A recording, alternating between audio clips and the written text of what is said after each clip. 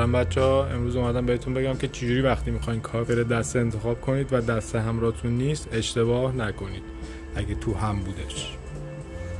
صاحبم یاد نره که قراره برنامه‌های باحال اینجا داشته باشه. ببین واسه 5 یه نقطه یا سوراخی بین این حالت شوک اینجا داره که واسه بقیه کاورا نداره. پس این واسه 5 وقتی این سوراخو دیدی. ببین تو اینا این سیلیکونی هم 5 که این سوراخو داره.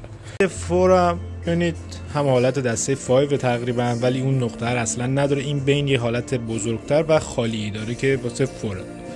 واسه ایکس باکس دستای سری هم که این ببینید شوک و آنالوگش گنده تره، همین پایه ها گنده تره، اصلا حجیم تره نسبت به اون دسته. مشخص فرق بین 5 و با ایکس باکس مشخص میشه، چون هم شوکش گنده تره هم حالت دسته مشخصه. پس این سوراخ رو یادتون نره که واسه 5 دمتون گرم. چون اگه خوشتون اومد حداقل یه لایک رو بکوبید. منتظر باشید چیزای باحالی هم قراره اضافه کنیم به این کانال. با من باشید.